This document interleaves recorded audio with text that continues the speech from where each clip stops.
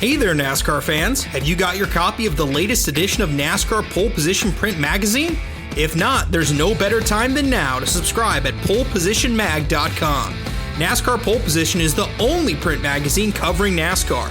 Officially licensed by NASCAR, NASCAR Pole Position Magazine is published throughout the NASCAR season, and each edition is an instant collector's item, packed with great feature stories and photography. The magazine is even mailed to you in a poly bag for those who love to collect NASCAR memorabilia. At polepositionmag.com, you can even find past issues available to purchase.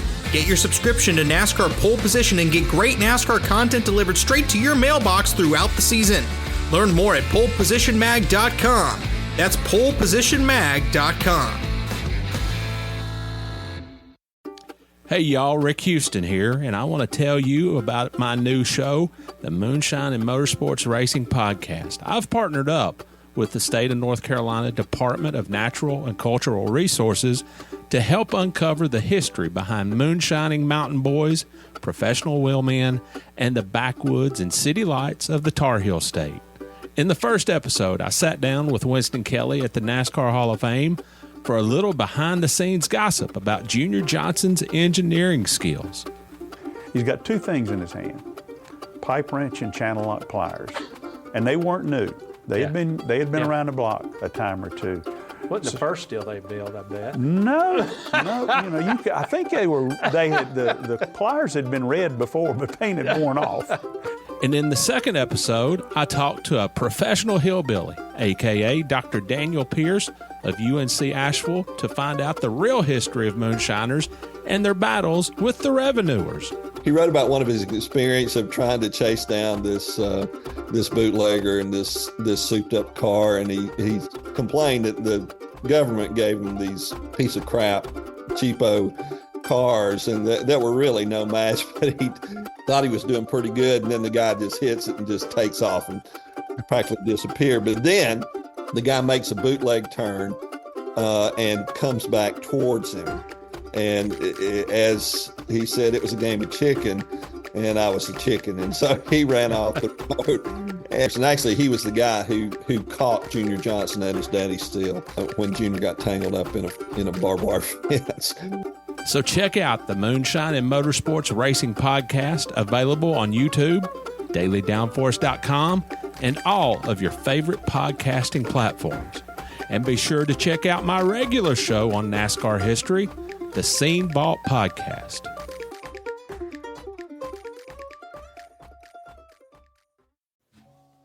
All right, so here's the deal.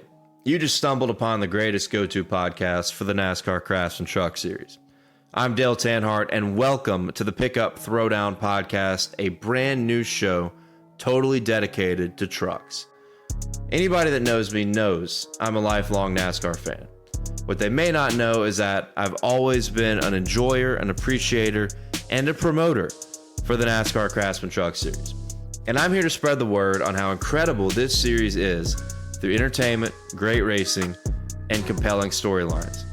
And while we're not all thrilled about how the 2023 season ended, with chaos, pure destruction, and wild driver etiquette, to say the least, this is kind of what helps fuel the fire when it comes to the uniqueness of the Truck Series. Carson Hocevar, who's, by the way, now in the Cup Series, was a hard charger last year and kind of went over the top. Well, there is no kinda. He did. Many times. Went over the top and overdriving his race truck, and took out who everybody thought would be the champion in Corey Heim late in that race at Phoenix, and set up a dramatic showdown between Ben Rhodes and Grant Enfinger, who each had fractured race trucks, took 100 punches in the face at least, and duked it out to determine a champion. And Ben Rhodes back on top for his second title. He is the defending champion. He's back in the Truck Series. Grant Enfinger back in the Truck Series. And Corey Heim. There's not going to be anybody more pissed off than Corey Heim. I'll go ahead and tell you right now. And he's back in 2024 as well to try to claim that elusive title. At the end of the day, these are the elements that a lot of people would frown upon in the racing world. They truly give this series an unmistakable identity. And I'm more than excited to help paint the picture of said identity through headlines, recaps, opinions, betting content, look, believe me, this series is a blast to bet on. As a NASCAR betting degenerate, I just had to get that one in there. But there is no boundary for what we can and will do on this show, just like how there is no boundary for what the drivers can and will do in this series in 2024. And look, if you're one of these drivers doing anything you can to make your name and work your way up to superstardom in the NASCAR Cup Series, wouldn't you drive similarly? Maybe, maybe not. Regardless, it all embodies pure entertainment as a fan. And we're going to get to talk about that pure entertainment with industry guests, well-known NASCAR content creators, and even drivers throughout the series.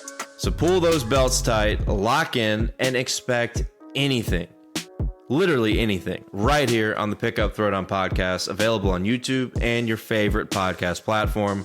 Hope you guys watch, hope you guys listen, and get ready for some trucking in 2024.